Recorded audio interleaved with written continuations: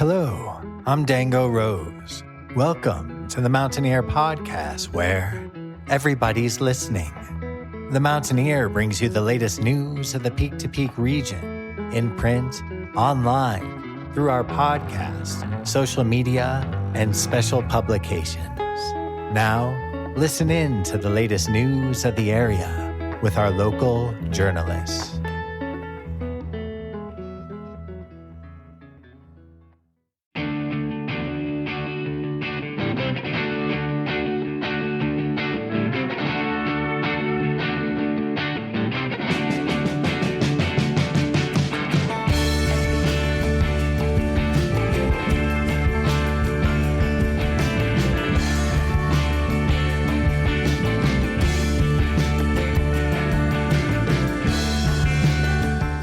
The song that you are currently listening to is called Hot Red Summer. It's the first single from the upcoming album The Many Moon Hex by local band Sun Jr. They'll be coming to perform at the Gold Hill General Store very soon to celebrate the release of this upcoming album. More details coming up later in the podcast. To learn more about the band, be sure to head to their website at sunjuniorband.com.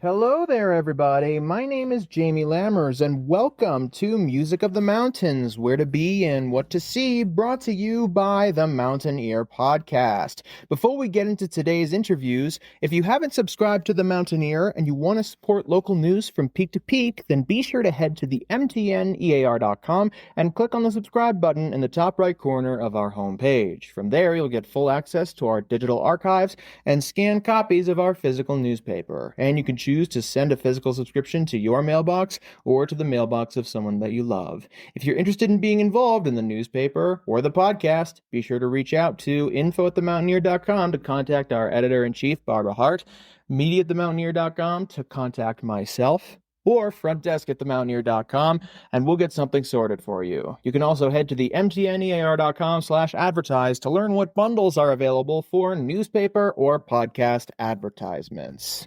And finally, our top story today, brought to you by Brittany Wagner. Our top story today comes from Bruna Villalon. What better way to celebrate the season of golden aspens and Halloween than by wandering through the quiet resting places that tell the stories of our mountains? Along the peak to peak, cemeteries aren't just burial grounds, they are open-air museums of our mining past, framed by some of the most beautiful autumn views in Colorado. These cemeteries date back to the late 1800s when mining towns sprang up overnight. Gilpin County alone holds 11 historic cemeteries, each one reflecting the triumphs and tragedies of those who came chasing silver and gold. Their 100-plus-year-old gravestones invite both reflection and curiosity, turning a simple walk into a journey through time. For the full story, you can find it in this week's Mountaineer or at themountaineer.com. As you can tell, I've been playing a bit of catch-up with the top stories, as I'm still trying to catch up on certain episodes of the podcast. So the stories aren't going to match up exactly with each issue of the Mountaineer for a bit, but we'll catch up very soon. Thank you, Brittany, for providing us with today's top story. All right, let's get into the interviews. Our first guest, do you mind introducing yourself real quick? Absolutely. My name is Jim Heekin, and I am in the band Sun Jr. And Sun Jr. will be coming to perform at the Gold Hill General Store very soon. We are coming, on Sunday, November 2nd. We're going to do a record release party, so to speak, up there on Sunday for the new album that is coming out on Halloween Day. We put out a couple singles, but putting out the album on Halloween, and then, the show Sunday following Halloween. So all kind of lining up. We'll talk more about that album in a bit. In the meantime, can you tell us a bit about how Sun Jr. got started as a band? Yeah, so we have been playing since, I feel like, late 2013 or somewhere around there. It kind of started, I built out a studio in my basement when we bought a house out here. I had played in bands when I lived on the East Coast in New York City and in Brooklyn. And when I moved here, I needed a studio to just have for myself and start to attract some people in and like start doing something out here. And the banjo player I worked with in our day jobs in marketing, advertising stuff. And then I met Nod, who's the drummer, at a New Year's Eve party. He told me to drum. I said, cool. So anyway, just kind of slowly started meeting with people, playing with people, and found this crew of folks.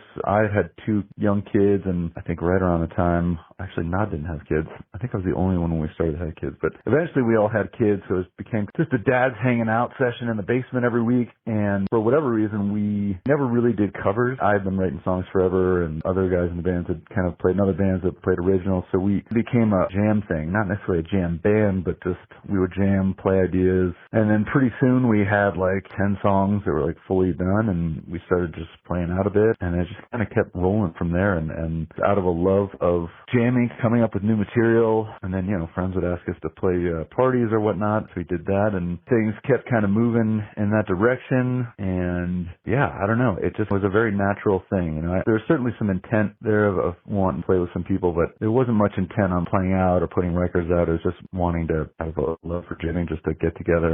But because we got together and because so many things just effortlessly kind of rolled out of us when we did get together, it just kind of kept moving. So yeah, here we are today, and this is our second album we're putting out. But to be honest, the songs that we're putting out now are songs we've been playing live for quite some time. So now we're kind of playing catch up with ourselves.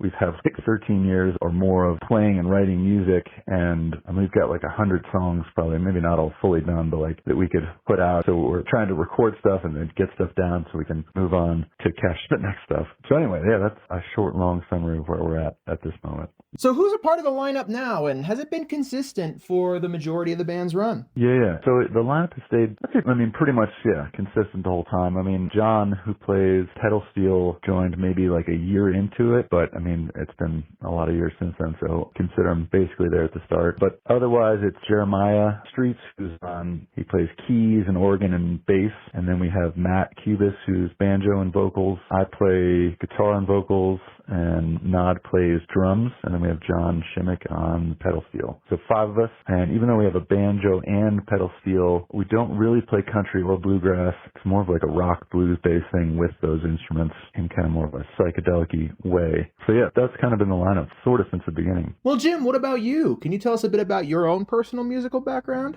Sure. Yeah, I didn't start playing guitar until sophomore year of college, and I just kind of picked up, I went home for a holiday, was looking around the garage for something, found this old guitar that I guess had been my dad's, this acoustic. I had no idea that he had it or played it, but it was sitting there, so I started messing around with it, brought it back to school. When I went back, and one of the guys that lived next door to me on the dorm had a guitar and played and knew a little bit more than I did, so taught me some things, and it just went like crazy from there. I mean, I just picked it up and then started teaching myself, started learning tabs, and just started mostly like classic rock stuff in the beginning. And pretty soon after that, once I had learned a few chords and a few little licks, it immediately became clear that I just wanted to write stuff. And again, I don't know really why. I just kind of, as soon as I had enough tools, I just wanted to like do something myself. And so I played throughout college, just honing the guitar. Did a little bit of singing in college, not too much. But then my senior year, I went to this ranch in Wyoming and worked at this ranch, met these other dudes from the UK who were also working at this ranch. We were like working in the kitchen, and we were all kind of in the same place. We picked up some instruments, and we started my first band that I'd ever played in called Llama, and that went well enough that the ranch was having us play shows for guests. One of the guests was like super into it, so they like paid for this recording session. And after that, all those guys in the band, everybody's like, whoa, this music thing is cool, and we can actually do some with this.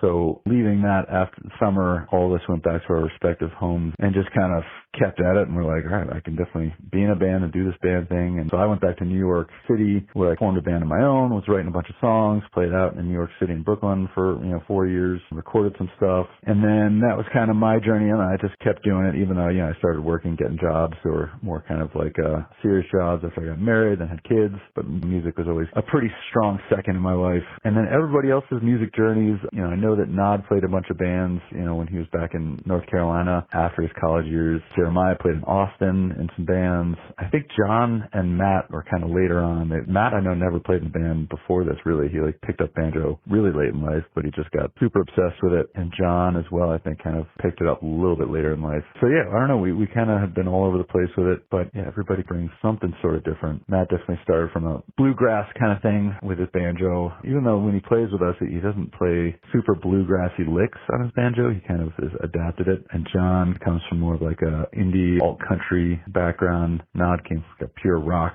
Jeremiah probably similar, but yeah, we've kind of developed this sound, I think, of our own that we've dubbed Psych Mountain Rock. It's kind of what we're calling it. It's like the psychedelic. The mountain is kind of like a little bit of bluegrass country just because of those elements, even though we're not really playing that type of music. And then the rock is just the rock, the bluesy element of it. But yeah, we're definitely proud of where we've landed with the sound. It feels unique and interesting, and yeah, we dig it. So how has the songwriting process worked for Sun Jr. as a band? Yeah, so one of my favorite things about this band is the songwriting process, because in the past, when in New York was kind of my band, I would write stuff and then I would bring it in and it would be a full song. We would just kind of add drums and bass. And this is very different. We get together, we jam, and someone might have it's more rare that someone comes in with like a full song versus, hey, here's just like a little lick, or here's like a little chord progression, or here's like a idea for like just a chorusy melody or something. And the bass player, Jeremiah, he'll bring a key part in, or someone will bring kind of like a piece of something in, or just a thought, and then we just start playing it and everybody kind of adds on it. And that's how most of the stuff was born, to be honest. It was just like a collaborative thing. Once in a while I might bring something in that's a little more, I might have a verse and a chorus idea. Matt, the banjo player, might come in with something like that, but more often than not it's just someone comes with a little thought, or we just make stuff up on the spot. We have this thing we do called a scrimmage. This is where all kind of former jocks, where we'll split the group, and can't split them fully in half, but we'll pick 2 or 3 people and they have to on the spot come up with a song while the other 2 or 3 sit and watch. And if they come up with something cool enough, the other 2 or 3 will join in, and eventually it becomes a thing. If the other 2 or 3 aren't feeling it, they don't join in, and then the other group has to kind of do the same thing and start a song and try to figure something out. And actually a lot of interesting things have come out of that. So yeah, I think that's honestly the joy of this band, is we just love hanging out and just jamming on stuff. And to be honest, the album recording process is always such a grind, especially we've been playing these songs for a bit, so getting those down and practicing them, was a lot less fun for us than just being able to go downstairs with no expectation and just jam, which in the last couple of weeks we've been able to do again, because the album's done, and we've been able to get back to just making stuff up, which is always the most fun for us. But yeah, that's the songwriting process, is try to just come in with a little thought or a little idea and see what everybody does to it. It's kind of the program. Is there anything in particular that you love about being able to perform live, particularly with this group? Yeah, it is. I think that we all love to be able to play out more, and I think, everybody in the band has kids and jobs, so for none of us it's our full-time thing, so we play as much as we can given the circumstances. But really, I think the connection of just getting together in my basement once a week and just having fun is really at the heart of this band. It's just us hanging out and having fun, and we've been able to do that and then share the results of that with everybody, which is cool. And then if you ask different guys in the band, I think Matt talked to last week, and he was like, man, I wish we could just make albums and not play out live for a while. And then you talk to Nod, he'll be like, man, I wish I could play out 5 times a month. So, everybody's on different pages with it, but what we all kind of enjoy is just that time together every week where we just kind of hang out and jam. And is there anything you want people to take away from your music or your shows? Yeah, I think we've definitely gotten a lot of comments about, just having a really interesting, different sound, I think, and really, I do think over these 10 years, we've really developed a unique, cool sound, at least us, and some people feel that way. And I think we do kind of an interesting mixture of playing songs, but also jamming a bit. And I think we kind of learned that a little bit later on into playing out. When we started playing out, initially, we would just kind of try to play a quick 3-4 minute song, and then that's it. But that was never how we played them in the basement. Whenever we were jamming, it was a lot more, what you'd imagine like The Dead, where it's just very free-flowing. You play a song, but then that, noodles into something else, and then we start making something else up out of that, and then we go into a different thing. And so there's more jamming and experimentation that happened when we were in the basement just playing. And live, we would just try to be like, all right, now we got to clean all these songs up and turn them into short little songs that we play one at a time. And I think after a couple of years of doing that, we were like, man, it doesn't feel great. It doesn't feel right, because it's just not what we do. It took us a while to feel okay okay just doing what we do, which is just jam things out or mess with stuff, and just let that be okay, even if we might not get to something great, it's just more fun for us to do, and when we do it well, it's more fun for everybody else. So that was an interesting learning for us after a few years. But yeah, I think people have responded to, again, just the originality of the music and the interesting instrumentation with the banjo and the pedal steel, and people are always interested at like how we kind of came to that sound, and just, yeah, the songwriting. I think, it's like people appreciate just kind of an interesting kind of different sounds and songs that we put together. There's a lot of cover bands out there, and there's nothing wrong with a great cover band, but I think when you are doing something a little different, that can be appreciated, by a certain audience.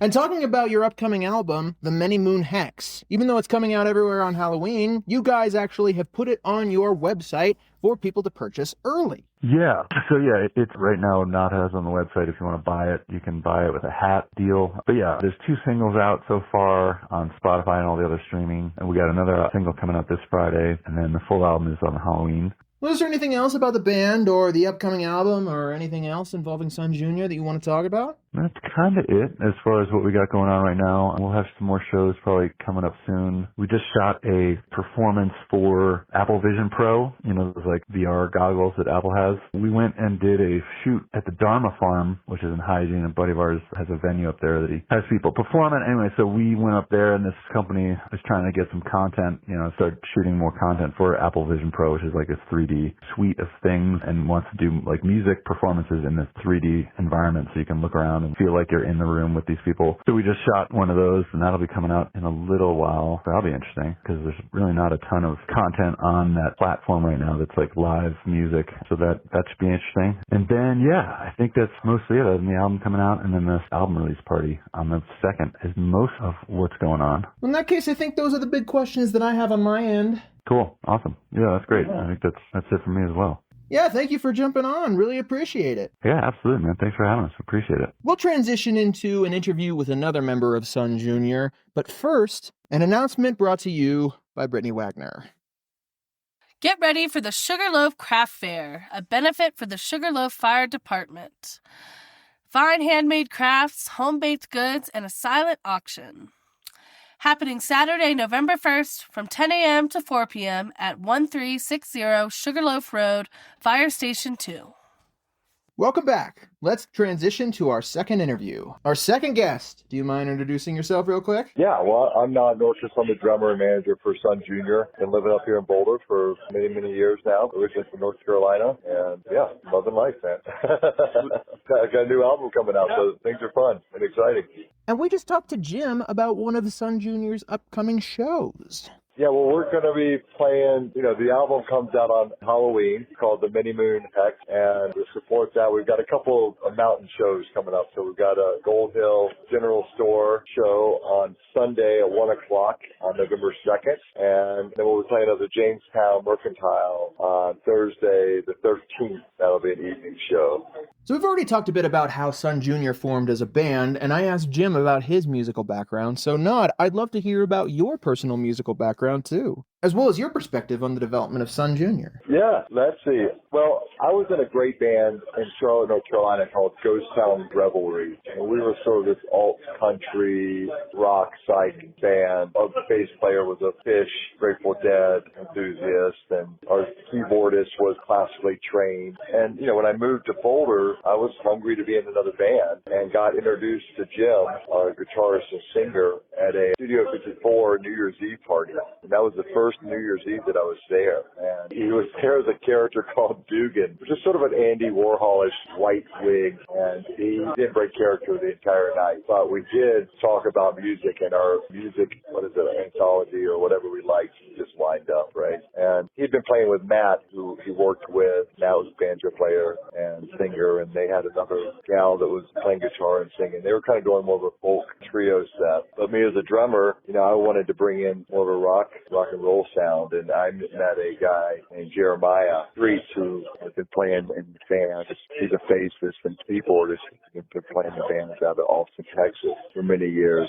Originally he's from Oklahoma. So we all got together at the old Maid Life music studio, and had a couple other friends with us. Actually, my old guitar player from Ghost Town, he was in town and he jammed with us. I mean, from that first day, man, we jammed and it was like, we all looked around like, oh, this is something. And from there, the four of us got together, Jim, Matt, Jeremiah, and myself. And about 3 months later, we added Jon, who's a pedal steel player. And Jon, if you know him, he's always playing in different music projects and bands. And he was playing in Grateful Dead and country bands mostly. But Jon, once we added the pedal steel, that really added this whole other element to it that kind of brought it into something really unique and different sounding. Because, Jon, the thing about it, I think all of us, we don't really play traditionally like anybody else. Our pedal steel player, he can do the traditional things, but when he gets with us, he kind of really lets it rip into more of a psychedelia sort of wail, animal sounds sort of fill. And Matt, our banjo player, plays through, if you look at his pedal board, it's like a guitar player. It's got different phases for just different sounds that aren't traditionally associated with a banjo. So it's got a real mountain modern sound to it. And Jim is a New Yorker, so some of the best rock and roll in the world comes through there. And so, in kind of that indie garage rock sound, Velvet Underground and all that kind of stuff. He's a big Jack White fan. So you kind of got this grungier rock and roll blend with this mountain sound. And then Jeremiah is this glue that kind of holds it together in the rhythm section where it kind of adores the bass and keys in there. And Jerry's playing, it's crazy. I mean, sometimes Jeremiah will play this big keyboard where he's playing the bass on his left hand and he's playing the keys on his right hand, and then he'll jump up to the chord and play the organ on the top deck. And in certain songs, he'll have a bass strapped around in his lap and add that as well. And he just, the way his mind works, is not like most guys. So that kind of just holds everything together in a rhythmic way. And it's been magic, man, since we started playing, I guess, over 10 years ago. And, I think we all come from different parts of the United States, but the fact that we all headed west and ended up here shows the commonality between us. And so it's a real blend of a bunch of different genres that sort of settled in the Rocky Mountains. And how do you feel the band's developed over the years? Yeah, I think, at one point it was about sort of writing these a little bit more concise. It's funny, the songs we wrote were standard 3-4 minute songs, but then we'd get together and we'd have these epic jams, right? And most of the songs, Jim would bring a riff or two in or some lyrics in, and then we'd kind of develop it from that. Matt sings and brings in probably, 30% of the songs, 20% of the songs, somewhere around there. His songs are maybe a little bit more complete, but certainly he leaves it open for us to add whatever our take is on it. We may have an idea of what the beat is, but certainly none of us are, we never do covers because it's just a matter of what we're feeling in the moment. And I'd say that we just leaned into that more and more over the years and allowed ourselves to have that freedom both in the studio and on stage to realize that we're not doing this full time professionally. I mean, it's not what we spend every day, every hour. Family man, we've got other jobs and got mortgages, but we certainly put a lot into this and spend a lot of time at it. And we'd love for it to be the only thing at some point, but like everybody else in every other band, you have to do something else to support yourself most of the time. And so, I think in that, we didn't really get into the perfection of it, getting on each other's cases about missing this part or that part or whatever it was. We just sort of said, hey, let's let every song live on its own. This song was played on this date at this place like that. And let's have each other's backs and listen for each other and support each other. And if it goes into a solo and we're not expecting it to, then let's support it. Listen for how to get out of that or how to ramp it up even further. And I think that's been a progression of sort of allowing each song, each performance to live on its own. And then from there, I think COVID, we self-potted after the initial blow of it all. So we would have these epic 20-minute songs that we're playing and exploring, and a lot of those songs turned into the songs that are on this album. The average length of our songs on this album is like 6 or 7 minutes. Some go to 10, and some are 5, but they all live in a place where you really kind of hear the exploration happening. And then, over the years, as we played it, we tightened it up, and sometimes you loosen it up, and sometimes you speed it up, and sometimes you vibe with whatever the audience is coming about. So I think that relationship, too, is sort of evolved as well. It's whatever that energy is, the crowd doesn't want the song to end, then why end it? Push it on a little further, letting that life of its own. I think that's probably the biggest progression over the years. And is there anything in particular that you love about being able to perform live, especially with Son Jr.? Yeah. I mean, I love performing. For me, it's the energy that you get from a crowd. And at the same time, there's times in which you show up and there's 5 people there. And as a younger man, I might have been disappointed with that. But at the same time, you wanted to honor those 5 people that were there and then enjoy the company of your best friends on stage. And so I think that's what it is for me, is a moment to really go, hey, let's put everything together in this one moment and give it everything you got, no matter the situation. Personally, and you leave it all off the stage, all the personal shit that happens in life, and you create this little bubble where you can just give it your all and vibe with your buddies and have a great time and a great show and try to give your best performance you can. Because you never know what's going to happen. It could be your last, you know, you get in a car wreck, you could fall off a mountain, whatever, right? I mean, it's just life is short. You don't know what tomorrow is going to be. In the moment, try not to choke on the marrow. Is there anything that you hope people will take away from your shows or from your music? Well, I think everybody's in a different place, so I don't think they'll have an objective like that. I don't think we're hoping for world peace to solve somebody's problems or anything like that. I think it's living in the moment and having a great time, and maybe hopefully they can kind of appreciate this genre bending that we do and recognize a lot of different influences that are probably pretty similar to them. And they go, oh, there's some, whatever it may be, classic rock or country rock or folk or something of that nature, and just how we blend it uniquely. I think we have a really familiar but unique sound. So I think if you like music, you know, if you're into music and the history of music, listen to a lot of different types, I think hopefully you're impressed with what we do. But I don't know that at the end of the day we really care that much, other than we love it when people love what we do. But at the same time, there's an odd attachment from needing success or needing any of it other than just what we do together and just appreciating unique chemistry that we all, the five of us, have. I think that's the main thing, and making sure we don't get too complacent with the idea that, like, this can happen. This can easily be replaced or can easily happen with another group of guys. I think what we have is really unique and different. And so just being appreciative and living in that moment is the biggest gift, really. And people can come on that journey with us, then, like, the more the merrier. We're excited to have you. But there is some sort of weird detachment from it as well. Well, to wrap things up, I'll once again shout out your upcoming album, The Many Moon Hex, which is coming out everywhere on Halloween, Friday, October 31st. But before the Gold Hill General Store album release, people can pre-purchase the album on your website, right? Absolutely, man. Absolutely, yeah. I mean, if you're a guy that wants it early, it's not even a pre-order. You get it now.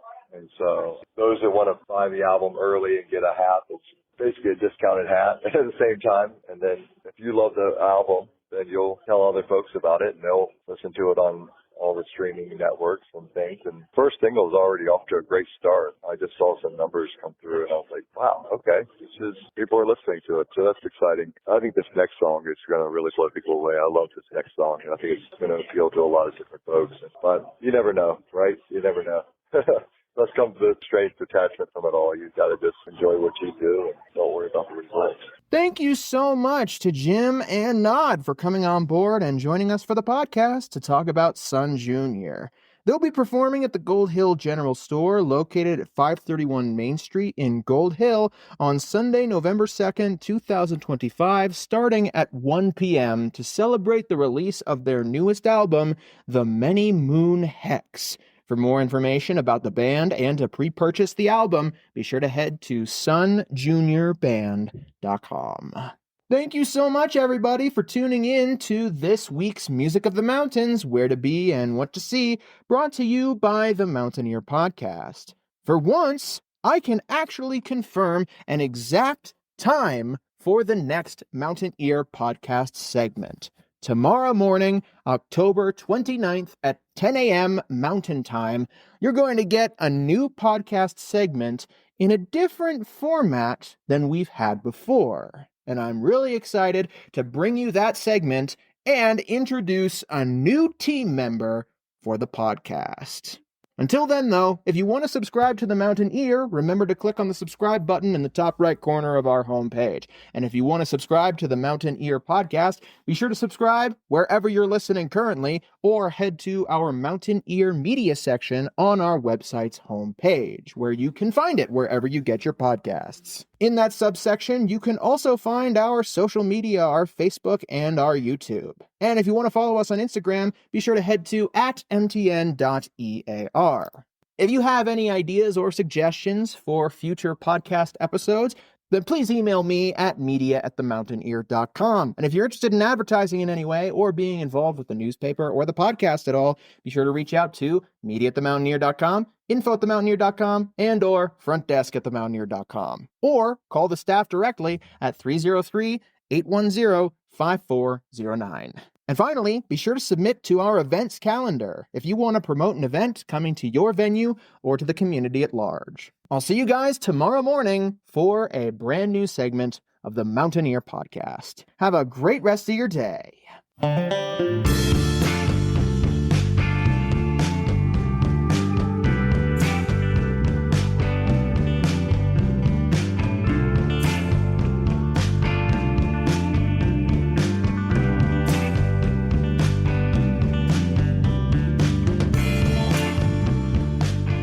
The song that you are currently listening to is called Lovesick. It's the latest single from the upcoming Sun Jr. album, The Many Moon Hex, currently available for pre-purchase on their website, sunjuniorband.com. You can also stream their previous releases wherever you get your music.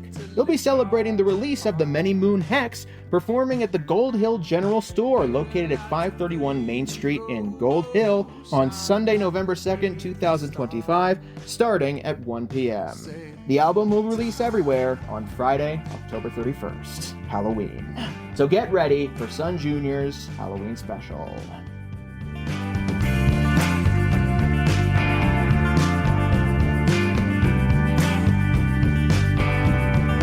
Picking up the pieces all left hard and lonesome down the road, and I'm making sure the fire that's burning shines a light on all I've shown. But I'm making some mistakes. Yeah, fire taking all the love you want. Decided it was right. They're not gonna find it. They're not going home. The future's going nowhere. If you wanted love, baby, why not take it all? It's anybody loves it.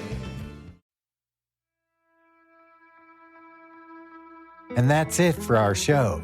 Subscribe online to get more access to more news, weekly updates to our community calendar, and a link to our YouTube channel by visiting themountaineer.com. Be sure to use the coupon code PODCAST when subscribing for a 10% discount, only available to our listeners. If you are in the local Peak to Peak area, be sure to pick up a print edition of The Mountaineer at a local business. I'm Dango Rose. Thank you for listening.